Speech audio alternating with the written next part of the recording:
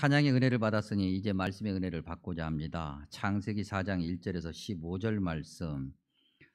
설교를 준비하고 난 다음에 이제 맨 마지막에 이제 설교 제목을 이렇게 다는데, 설교 제목을 내 안에 있는 분노하는 가인이다, 이렇게 제목을 붙여봤습니다.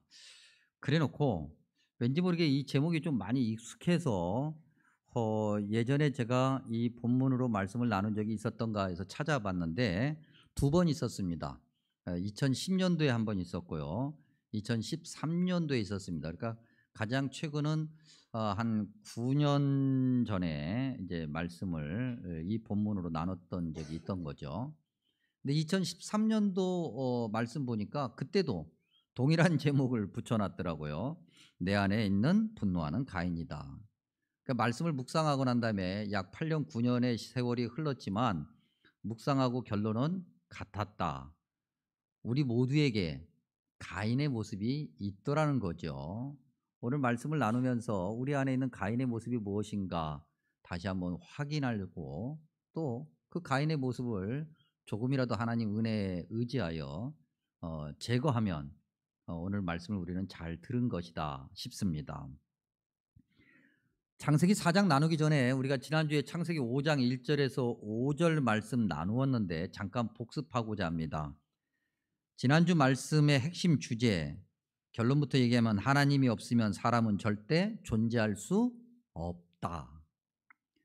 사람이 다른 피조물보다 조금 우월하다고 하는 것은 하나님의 형상과 모양을 가졌다고 하는 것 때문인데, 하나님의 형상과 모양을 가졌다고 하는 것을 바꿔 얘기하면 하나님께서 하나님의 것을 내어주셨다고 하는 거니까 하나님의 은혜고, 하나님의 은혜가 없으면 사람은 존재할 수 없으며, 하나님의 은혜 때문에 사람이 다른 여타 피조물보다 그나마 귀한 존재로 대접받을 수 있다는 거죠.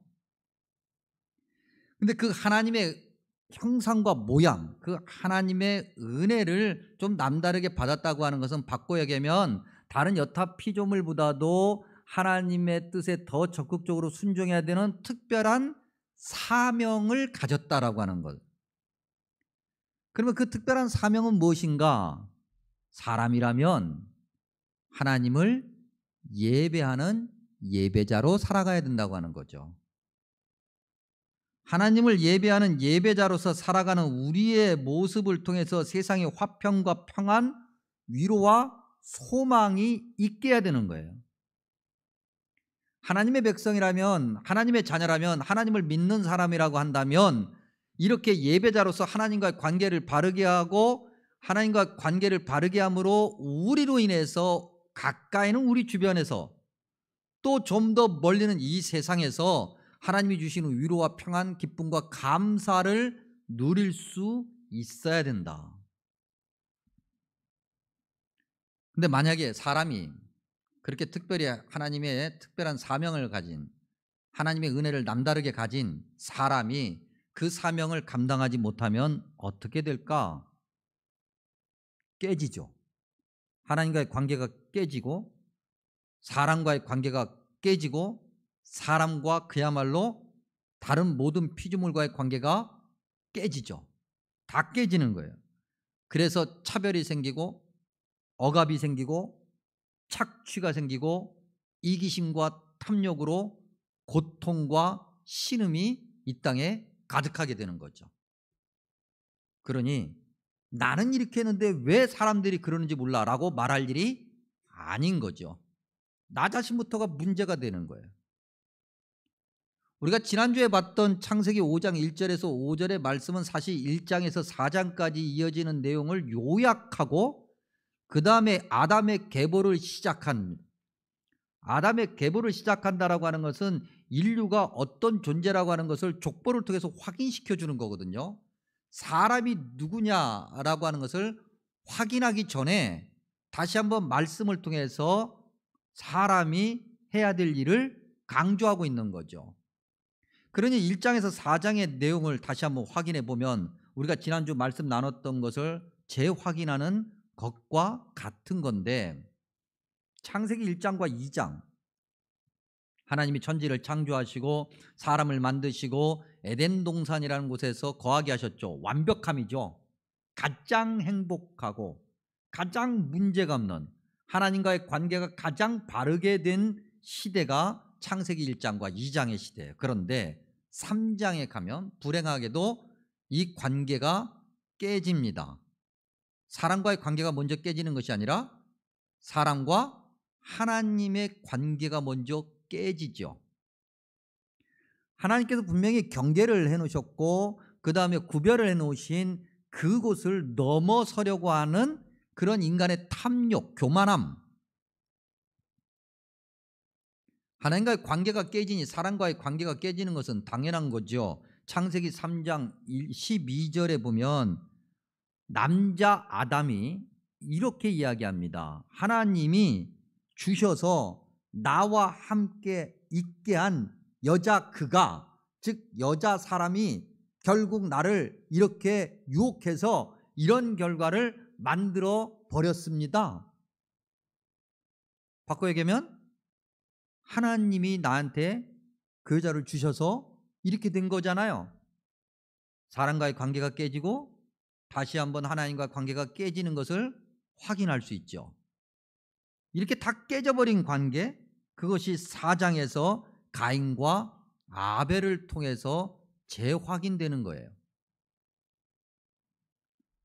우리가 이제 그런 얘기합니다. 살다 보면 사람 때문에 지치잖아요. 그러니까 우리가 그런 얘기 하잖아요. 아유, 징글징글하다. 그런 얘기 하지 않습니까? 사람이 징글징글한 거예요. 사람이. 예. 사람이 징글징글한 거예요. 그러면서도 그 징글징글한 사람 없으면 살 수가 없는 게 사람이에요. 예. 사람이 싫다고 하면서도 사람 없이 살 수 없는 것이 사람인지라. 도대체 이런 역설을 어떻게 이해해야 할까? 이 질문에 대한 답을 오늘 말씀을 통해서 확인하고 그 말씀 안에 담겨져 있는 하나님의 음성을 듣고자 합니다. 가인, 하나님이 주신 은혜로운 그 귀한 선물을 버려버린, 깨트린 그 사람 가인.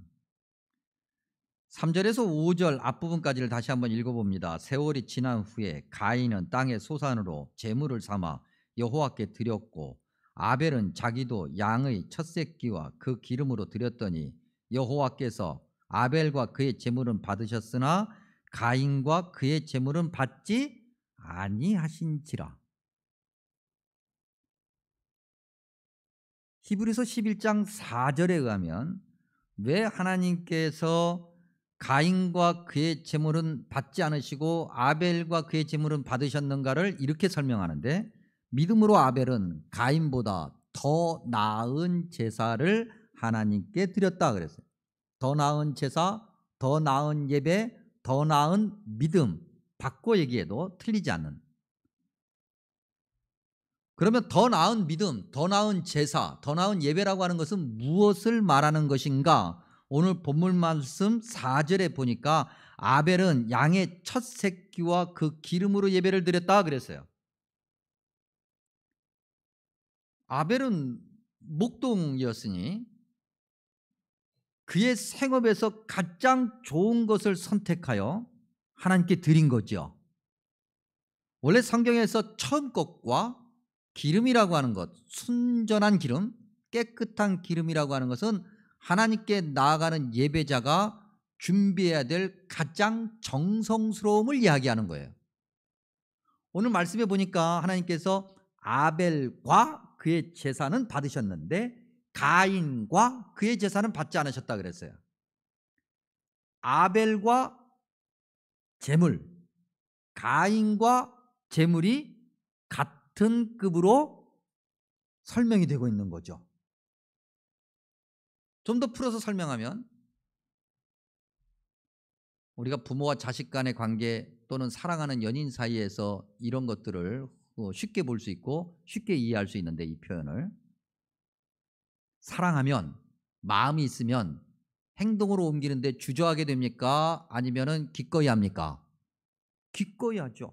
그렇죠. 사랑하면, 좋아하면 아끼지 않는 거예요. 내가 가지고 있는 가장 좋은 것도 아낌없이 주는 거예요. 사랑하지 않으면 주저하게 돼요. 사랑하지 않을 뿐만 아니라 미워하면 절대로 안 주려고 하죠. 마음이 있는 곳에 행동이 있는 거예요. 바꿔 얘기하면 아벨은 하나님을 향해서 진심으로 다가간 거예요. 하나님이 주신 은혜에 진심으로 다가간 거예요. 근데 가인은 그렇지 않았던 거죠. 똑같이 예배를 드렸으나, 똑같이 하나님께 예물을 드렸으나 가인은 자기 걸 챙긴 거고 아벨은 완전히 하나님께 드린 거고, 이 차이. 가인은 결국 하나님과의 관계가 깨진 상태였기 때문에 그럴 수 없었던 거고, 아벨은 하나님과의 관계가 깨지지 않았기 때문에 자기의 모든 것을 드릴 수 있었던 거예요. 첫 새끼 그 기름이라고 하는 것은 아벨이 가진 모든 것을 드렸다고 하는 거에 다른 표현인 것뿐이죠. 결국 우리는 이 깨져버린 가인의 영적 상태를 확인해야 되고, 이 깨져버린 가인의 영적 상태가 우리 안에도 있는지 확인해야 될 텐데, 가인의 그 깨져버린 영적 상태는 무엇일까? 감사가 없는 거죠. 하나님과의 관계가 깨져버리면 감사가 사라져 버려요. 사실 가인은 원래부터 감사가 차고 넘치는 사람이었는데 하나님과 관계가 깨져버리니 자기가 가진 것이, 자기가 누리고 있는 것이 얼마나 큰가를 모르고 있었어요. 가인. 자, 여러분 오늘 성경에 보면 1절에 가인을 낳고 할 때 그 옆에 2번이라고 써 있습니다. 대부분 여러분이 가지고 계신 성경에 있을 텐데, 그리고 난 다음에 성경 맨 아래로 내려가면 2번 하고 각주의 얻음, 뭔가를 얻었다라고 하는 그런 설명이 되어 있어요. 가인이란 이름의 원래 뜻은 생산하다, 낳다. 여러분, 생산하는 것은 긍정적인 거잖아요. 그 다음에 낳다라고 하는 것은 자녀를 옛날에는 많이 낳으면 그것이 곧 복이었기 때문에 자녀를 많이 낳는 것은 귀한 걸 얻는 거예요. 그래서 가인이라는 이름 자체에 이미 복이 가득해요. 하나님이 주신 복이 가득한 거예요. 근데 반면 아벨, 이 아벨이라는 이름은 원래 히브리어 발음대로 하면은 아벨이 아니라 헤벨이에요. 그런데 아마도 70인역 영향 때문에 아벨이라는 발음으로 읽혀진 것 같은데, 어쨌든 아벨이든 헤벨이든 간에 이 동사가, 이 단어가 중요함을 가지고 있어요. 이 명사의 의미도 마찬가지예요. 헤벨이라는 단어가 어디에 많이 등장하냐면 전도서에 많이 등장합니다. 모든 것이 헛되고 헛되니 해 아래에 있는 모든 것이 새것 없고 다 헛되다 라고 할 때 그 헛됨, 그게 헤벨이에요. 다시 말하면 아벨 또는 헤벨이라는 단어의 뜻은 증기, 숨, 연기, 덧없음, 무의미함, 헛된 것, 이런 뜻이에요. 도대체가 왜 자기 자식 이름을 이렇게 지었는지는 잘 모르겠는데, 어쨌든 성경은 가인과 아벨이란 이름을 굳이 언급하면서 둘을 비교해 놓고 있는 거예요. 원래 처음부터 가인은 이름으로만 놓고 따지면 아벨보다 훨씬 더 많은 것을 가지고 태어난 사람이에요. 처음부터, 태생부터 가인은 많은 것을 누리며 태어났고 많은 것을 누리며 살아왔어요. 또한 살펴보면 가인도 그렇고 아벨도 그런데 그들이 일할 수 있는 생업이 있었고, 그 생업에서 열심히 일하여 소출을 얻을 수 있는 건강이 있었어요. 이렇게 처음에 태어날 때부터 시작을 해서 살아가면서 일할 수 있는 터전과 건강이 있다는 것에 대해서 가인은 감사함이 없었던 거죠. 감사가 없으면 뭐가 생길까요? 불평이 생기죠. 불평이. 그럼 왜 불평이 생길까? 이미 지금 우리가 알고 있는 걸 계속 확인하는 것뿐인데, 하나님을 바라보지 않았기 때문인 거죠. 하나님을 먼저 보지 않았기 때문인 거죠. 하나님께 집중하지 않았기 때문인 거예요. 여러분, 우리가 살다 보면 여러 가지 일들을 경험하잖아요. 겪고, 그때 하나님께 집중하느냐 아니면 우리 삶에서 경험되는 것에 집중하느냐에 따라서 결과는 너무나도 달라져요. 우리 삶에 있는 것에 집중하면 하나님을 볼 수가 없어요. 하나님이 보이지 않으면 누가 보이는가? 사람이 보여요. 근데 그 눈에 보이는 사람이라고 하는 것이 우리에게 도움이 되는가? 그렇지 않아요. 하나님과의 관계가 깨져버렸고 감사가 없었던 가인, 하나님이 보이지 않으니 옆에 있는 아벨을 보게 되죠. 그러니 아벨의 것이 좋아 보이는 거예요. 남의 떡이 원래 커 보이잖아요. 하나님이 아벨에게는 좋은 것을 주셨고 나에게는 쓸모없는 것을 주셨다고 생각하기 시작하는 거죠. 그의 이름이 가인인데, 그의 이름이 많은 것을 가졌다라고 하는 건데 그건 보이지 않고 그저 덧없고 증기 같고 연기 같은 그런 아벨의 것이 더 커 보이는 거예요. 자기가 얼마나 많이 가졌는지, 얼마나 많이 누리고 있는지, 누려왔는지는 보지를 못해.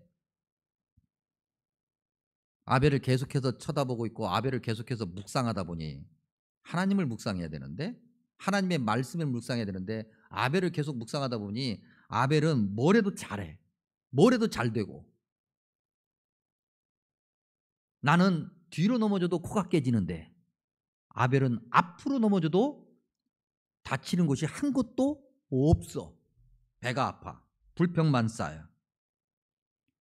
가인의 이 불평이 9절에 그대로 드러나는데 하나님께서 물어보시죠. 야, 내 동생 아벨 어디 있느냐? 그랬더니 가인이 거칠게 대답하기를 내가 알지 못합니다. 내가 내 아우를 지키는 자입니까? 가인의 이 불평 말입니다, 여러분. 다른 말로 표현하면 이기심이죠. 내가 잘 되기를 바라는 거예요. 나보다 아벨이 잘 될 일이 아니라 내가 잘 됐어야 돼. 항상 자기중심적인 거죠.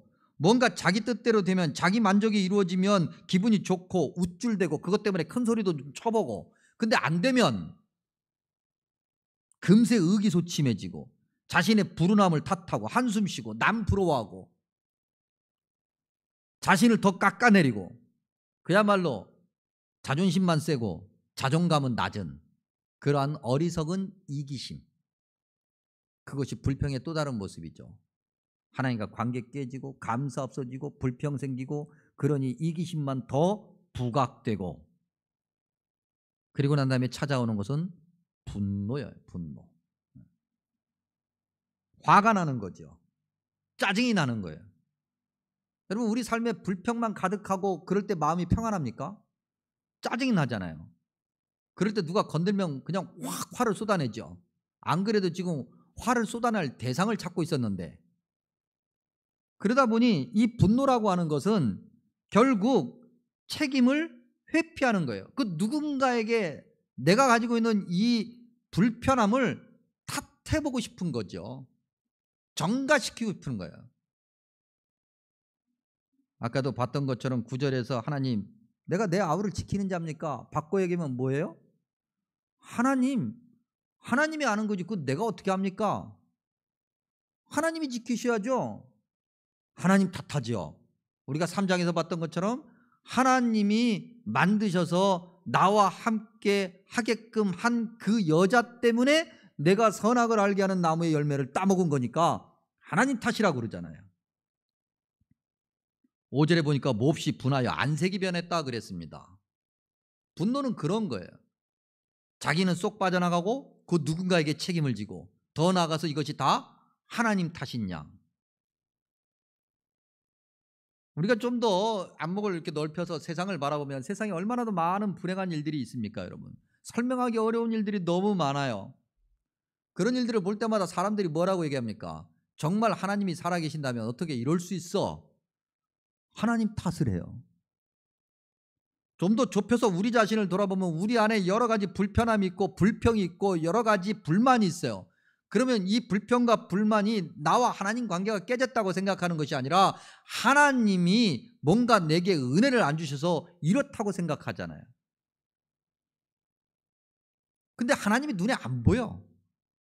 그러니까 눈에 보이는 사람에게 뭔가 책임을 자꾸 씌우려고 그러죠. 너 때문에 이렇게 된 거야. 너 때문에 내가 이렇게 된 거야. 그리고 그 너를 넘어 하나님을 향해서 불평과 불만을 쏟아내는 어리석음, 하나님과의 관계가 깨져버리면 그렇게 되는 거예요. 우리가 지금 다시 한번 확인해야 될 것은 가인이 하나님을 향해서 예배를 안 드린 게 아니었다고 하는 것. 그는 여전히 하나님을 향해서 예배를 드리고 있으면서도, 즉 예배당 안에 있으면서도, 예배를 드리면서도, 성경을 보면서도, 기도를 하면서도, 찬송을 하면서도 하나님과의 관계는 회복되지 않는 그런 모습들. 그래도 사람이라 양심이 있어요. 특별히 믿는 사람이면 신앙의 양심도 있어요. 근데 이 양심이 나를 힘들게 해. 그러다 보니 뭔가 이 양심에 맞는 행동을 해야 돼요. 그게 뭐냐면 어줍지 않은 책임의식이에요. 13절과 14절을 한번 보지요. 가인이 여호와께 아뢰되 내 죄벌이 지기가 너무 무거우니이다. 자기가 죄인인 거 알아요. 하나님 나 죄 졌어요. 그래서 벌받아 마땅해요. 14절 주께서 오늘 이 지면에서 나를 쫓아내시온즉 내가 주의 낯을 배웁지 못하리니 내가 죄를 너무 많이 져서 차마 내가 양심상 하나님을 볼 수가 없어요. 내가 땅에서 피하며 유리하는 자가 될지라 내가 책임질게요. 어떻게? 내가 땅을 방황하며 살게요.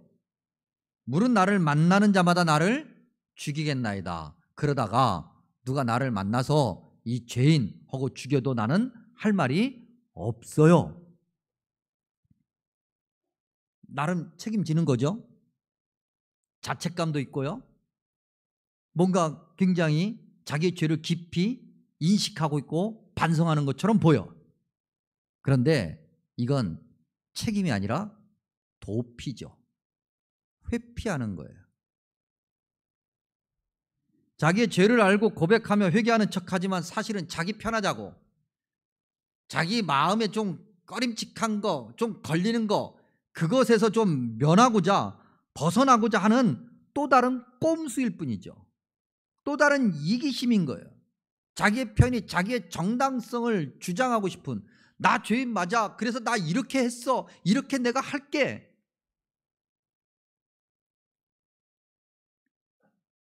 이거 한 걸음 더 나가서, 이것보다 한 걸음 더 나가서 우리는 어떻게 얘기합니까, 여러분?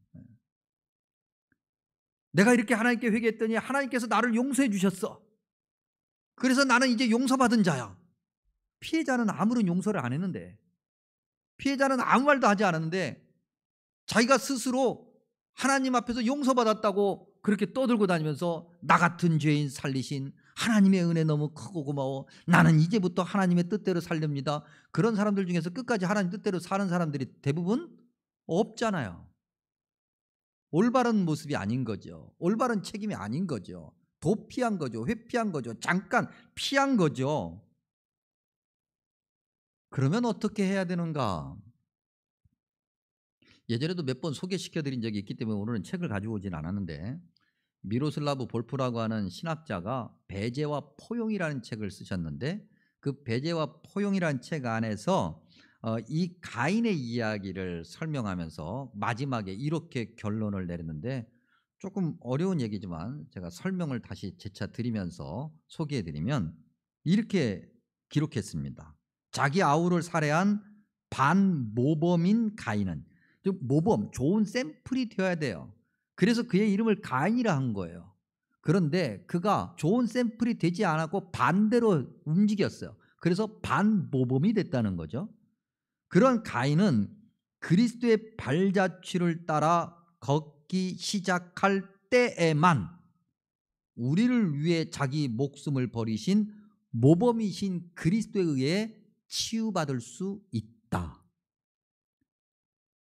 이걸 다시 풀어서 설명하면 가인이 정말 자기가 죄인이라는 걸 알고 정말 그 죄에 대한 대가를 감당하고자 한다면 그 자리에서 어디 뭐 저기 유리하는 자가 돼서 어디 뭐 이런 데로 돌아다니면서 그럴 일이 아니라 그 자리에서 그리스도 예수님의 삶을 끝까지 감당해야 된다. 그럴 때야 비로소 그리스도에 의해 치유받을 수 있다는 거예요. 그러면서 요한일서 3장 11절에서 17절 말씀을 언급해 놨어요. 요한일서 3장 11절에서 17절 말씀을 요약해서 읽어드리면 이렇습니다. 우리는 서로 사랑할지니 가인과 같이 하지 말라.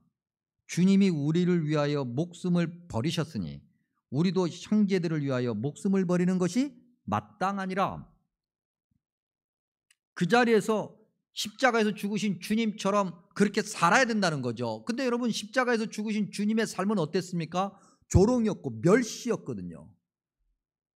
나의 분노를 쏟아내고 마치 남 때문에 내가 이렇게 된 것이냐 그렇게 이야기하며, 그럼에도 어쭙지 않은 그런 양심은 있어서 내가 이렇게 죄인입니다라고 이야기하면서 은근슬쩍 도망가고 그럴 일이 아니라, 그 자리에서 온갖 비난과 조롱과 멸시를 받는 한이 있더라도 주님이 걸어가신 그 십자가의 죽음의 길을 걸어가는 것이 가인의 올바른 선택이었는데 그렇지 않았다.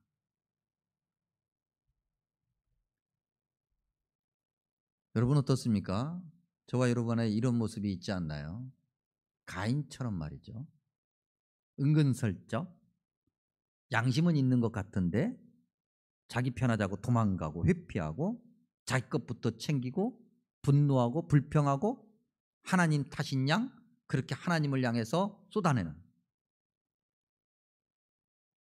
코로나 바이러스가 지금 2년 넘게 3년째 지속되면서 삶은 더욱더 힘들어가고 코로나 블루 때문에 많은 사람들이 힘들어해요. 그러면서 우리는 얘기하죠. 하나님 왜 이렇게 하시는 거예요? 하나님 도대체 언제까지 이럴 거예요? 듣는 하나님께서 이러실 겁니다. 그러니까 나는 빨리 끝내려고 하는데 니들은 도대체 왜 이렇게 자꾸 딴짓하는 거야? 더 길어만 지잖아. 이것 때문에 우리 사람의 민낯이 드러나잖아요. 서로를 향해서 손가락질하고 서로에게 잘못했다고 이야기하고 너 때문이라고 이야기하고, 우리 믿음의 민낯이 드러나잖아요. 나부터 살아야 되는데, 먹고 살기도 힘든데, 사람이 너무나도 하잘것없는 존재라고 하는 것이 다 드러나 버리는 이런 시대에서 우리는 우리 안에 있는 가인의 모습을 보게 되죠. 15절에 보니까 그 어쭙지 않은 양심 때문에 피하려고 하는 가인을 향해서 하나님께서 이렇게 말씀하십니다. 가인을 죽이는 자는 벌을 7배나 받으리라 하시고 가인에게 표를 주셨다. 여러분, 이 가인의 표라고 하는 것은 주홍 글씨 같은 게 아니에요. 이 가인의 표는 은혜의 표예요. 그리고 마치 선악을 알게 하는 나무의 열매, 생명나무 열매 같은 그런 표시, 경계, 한마디로 얘기하면 경고 같은 거예요. 그 누구도 가인이 아벨에게 했던 것처럼 가인에게 뭔가 행할 수 있는 권리를 가진 자가 없다, 이 얘기죠. 가인이 아벨에게 하나님과의 깨진 관계를 그대로 드러내면서 분노하고 불평하고 너 때문이야, 너만 없어지면 될 건데 라고 그렇게 그런 마음을 가진 것처럼 우리가 가인을 향해서 그래 바로 너가 문제야, 너가 그래서 세상이 이 모양 이 꼴이 된 거야 라고 말할 자격도 없고, 그럴 만한 우리가 깨끗함도 가지고 있지 못하고, 누구도 하나님의 은혜를 잊어버리고 분노하고 비교하고 열등감 속에서 하나님을 원망하며 은근슬쩍 그 자기 책임의 자리를 벗어날 만한 권리를 가진 자가 없다. 지난주에 말씀 나눈 것처럼 하나님 없으면, 하나님 은혜가 없으면 사람은 존재할 수 없고 그럴 만한 가치도 없다. 성경에 있는 인물 중에서 가인 같은 사람은 없을까? 찾아보니까 굉장히 많이 있어요. 우리가 생각하기에 참 믿음이 좋다라고 생각하는 그런 분들 안에도 가인 같은 모습은 있더라. 예를 들면 큰 소리 빵빵 쳤던 다윗 말이죠. 어떤 놈이 그랬어? 지가 더 많이 가지고 있고 지가 힘이 더 좋은데 어떻게 그럴 수가 있어? 그놈이 어떤 놈이야? 라고 소리쳤던 다윗은 결국 그 소리친 대상이 자기 자신이란 걸 알게 되죠. 아닌 척하면서 주님을 가장 잘 따르는 것 같고 가장 현명한 사람인 것처럼 그렇게 행동했으나 마지막에 주님을 은30에 팔아먹었던 가룟 유다, 그 안에도 가인의 모습은 있었고, 그래서 그가 어줍지 않은 양심으로 자살을 하죠. 죽음의 자리라도 당당하게 갈 것처럼 그렇게 큰 소리 쳤던 베드로와 그의 제자들 십자가의 자리에서 다 도망가고 갈릴리 원래 살던 곳으로 다 가서 의기소침하게 그러고 앉아서 세상을 한탄하고 세월을 한탄하고 원망했던 그런 제자들의 모습 속에도 가인이 있고, 그리고 오늘 믿음 안에서 주님을 믿는다고 하는 저와 여러분 안에도 가인의 모습은 여전하고, 성도 여러분, 하나님의 은혜가 아니면 단 1초도 존재할 수 없고 존재할 만한 가치도 없는 사람이 바로 저와 여러분입니다. 우리 안에 있는 가인의 모습을 버리시고 주님이 원하시는 은혜의 자리로 나아가고자 날마다 순종의 연습과 훈련을 하는 저와 여러분 되시기 바랍니다. 기도하겠습니다.